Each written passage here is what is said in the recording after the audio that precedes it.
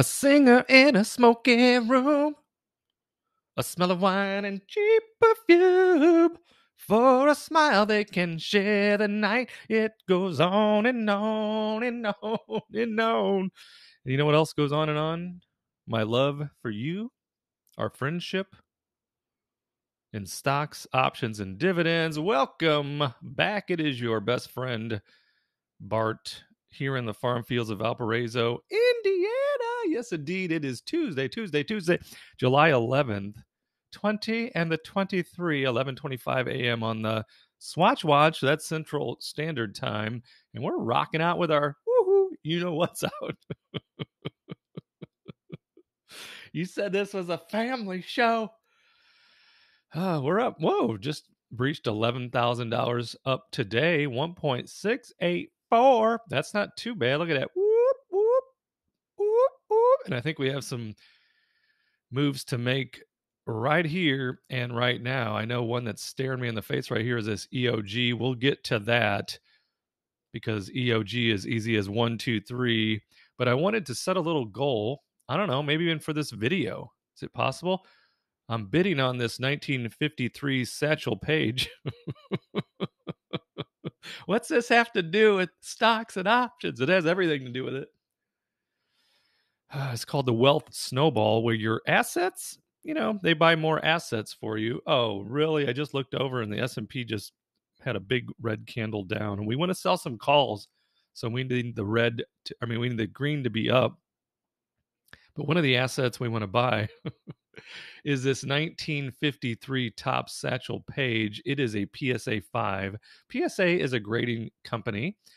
So they authenticate the cards, they check on the condition, and then they give it a grade between 1 and 10. And a 1953 in an excellent, the EX stands for excellent, in an excellent 5.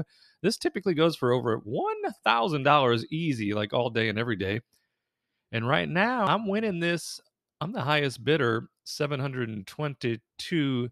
I've got my max set at $795, but if I have to change that, I might change it just a little.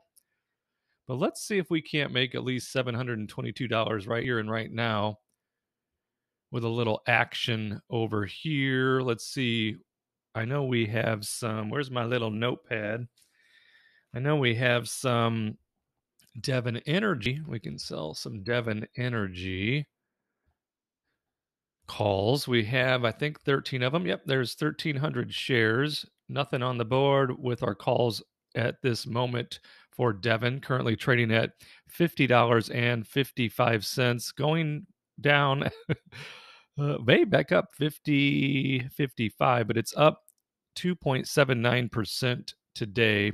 So if we trade Devon options, sell, call, and we look at, let's go 10 days out. So next Friday, July 21st, that's 10 days out from today. If we look at the 30 or at the 53, what's the 53 pay in short term?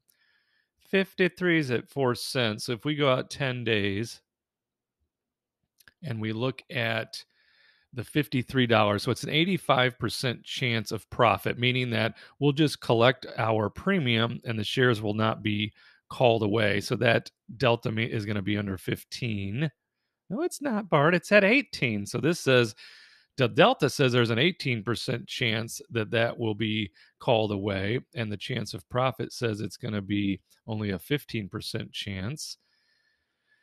So I was eyeballing that number earlier. If we look at the math, so 22, there's our abacus. If we look at the 22 cents, 0.22, and then we divide it by the 53, divided by 53, and then we divide it by the 10 days. So it's a 10-day trade and multiply that by 365. It's still a 15% return on investment annualized. I'm still seeing S&P greening down. Get back up there. So 15.15%, and Devon's currently paying about an 8% dividend. So add those two numbers together, beep boop boop. That's pretty good. And this says that I should be able to keep control and ownership of my shares.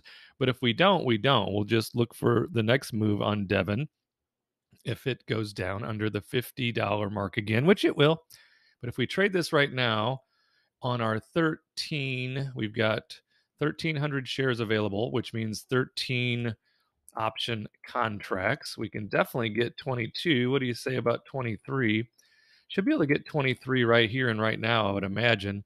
Try to collect $300 or $299 right before our very eyes. And what do you say? You could do it.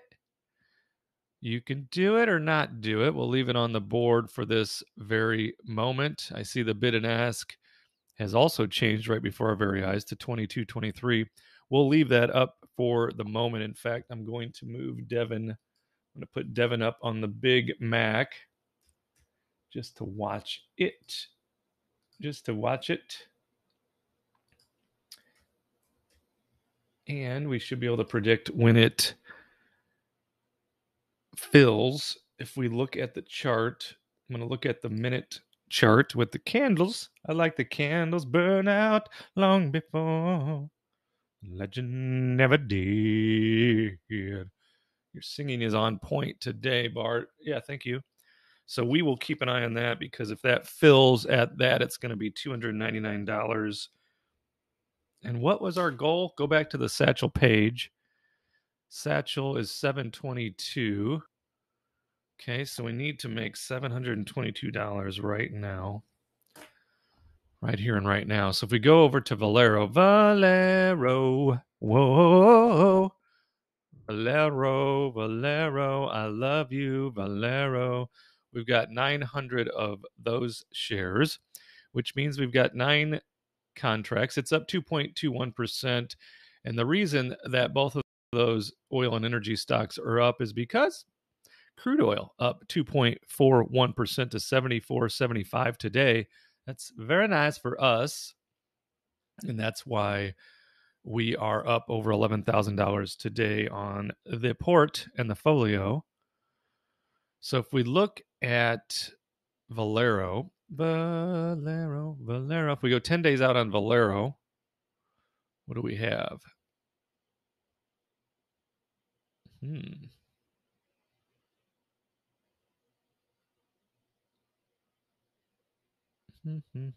Let's go to the one. Let's look at the 122 just to be safe. I'd like to keep control and ownership of those Valero shares. So at 122, we'd be looking at 41 cents. Okay, get the old abacus out. 41 divided by the 122 divided by the 10 days. That's 0. 10 days divided by or multiplied by 365. So 12.2% plus the dividend. What is Valero? 3%? So just a bit over 3, I believe, right? Go to Valero and look at dividend. 3.62 plus the 12. Carry the 1. That's over 15% between the two ideas there. So if we rolled up and tried to, just went up to 42. Look at over in Devon. I wonder if that Devon has filled, because I see Devon just had a nice little green candle up. So if we continue through here, we've got 9 contracts, right? And there's a pretty wide bid and ask. Can we get 4 to 5? The $405 bills. Could we fill it right now?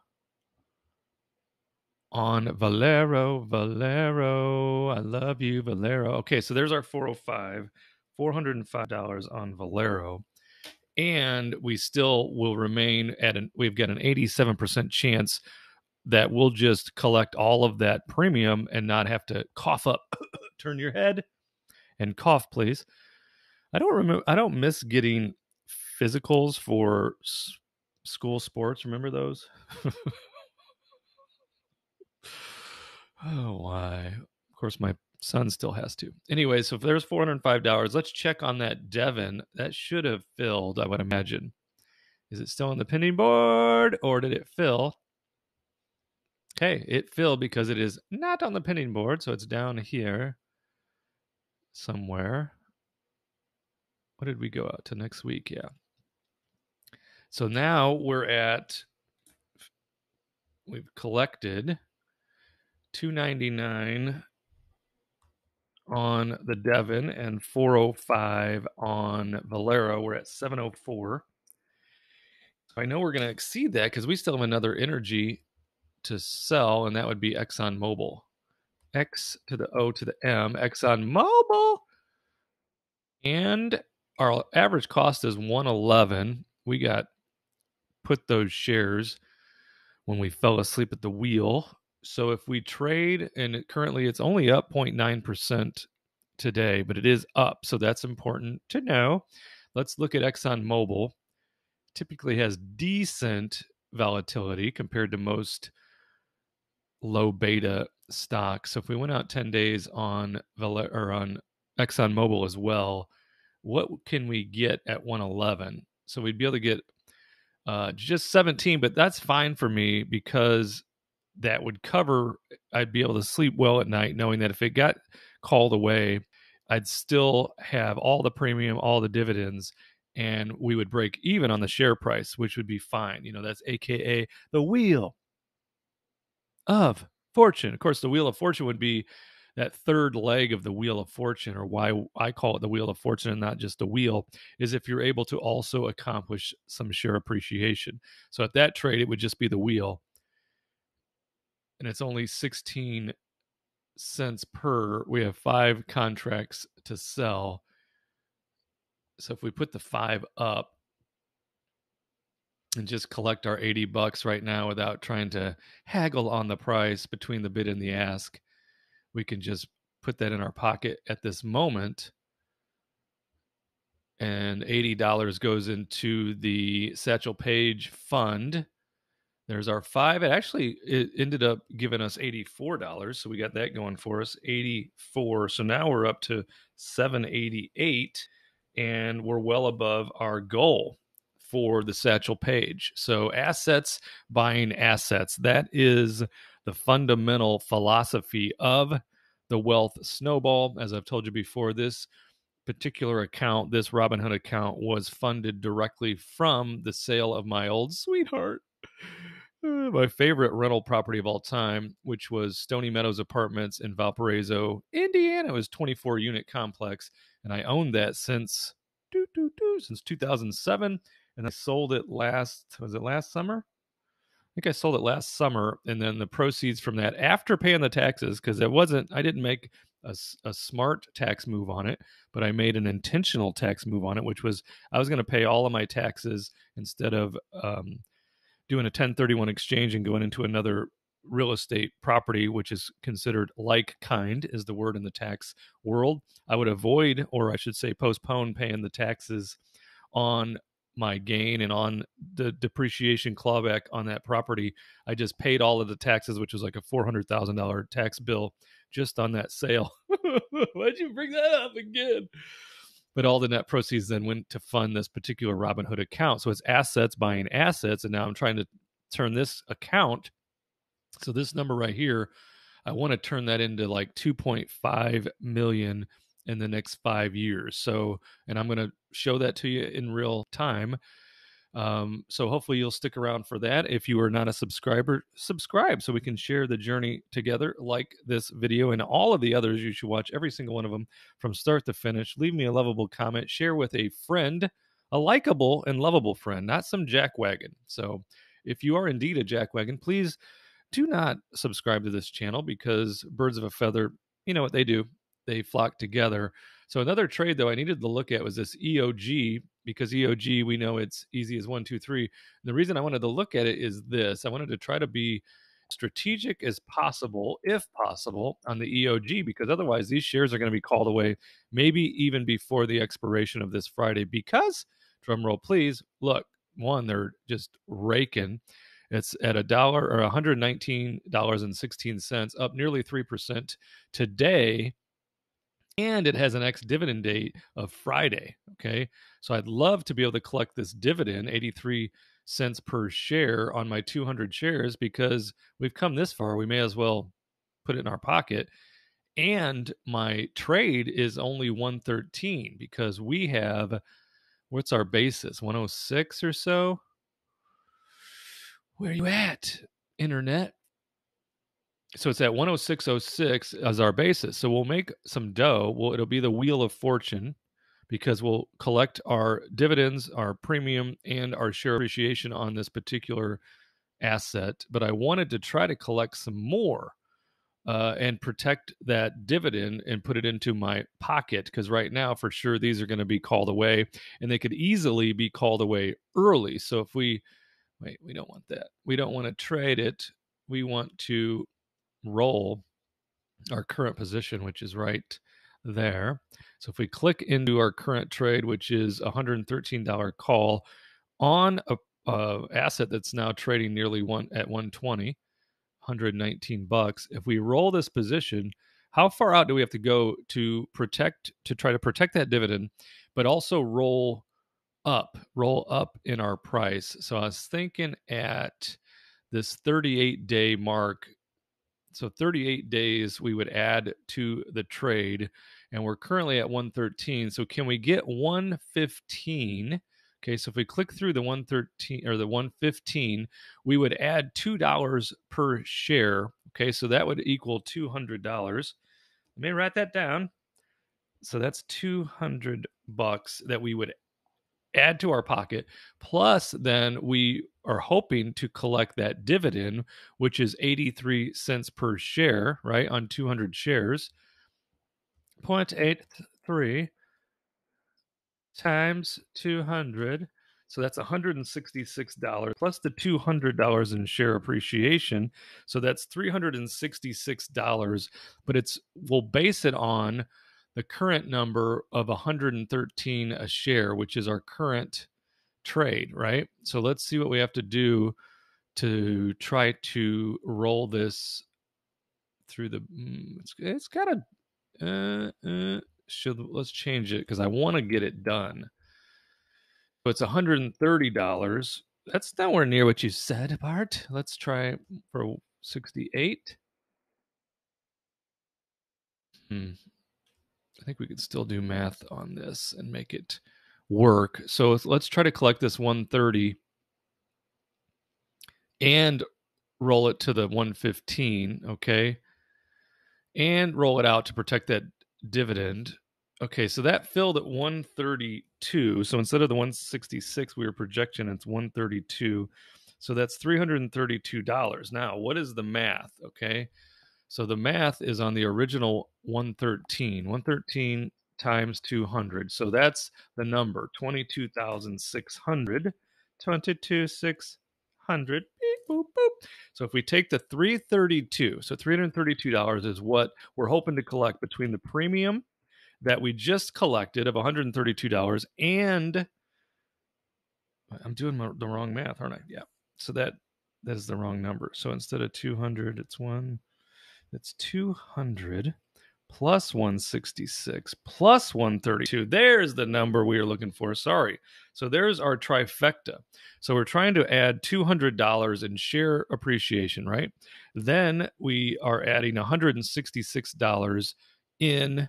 So we got the 200, you and your abacus, 200 from share appreciation, plus the 166 from the dividend. If we're able to keep control of the asset through this ex-dividend date, then we will be able to lock in this payment, which will occur on July 31st, lock that in of 83 cents a share, which is $166 bills. Now we're at 366, and then we just put $132 into our sweet skinny jeans in our Velcro, our Holly Hobby Velcro wallet. So that's $498.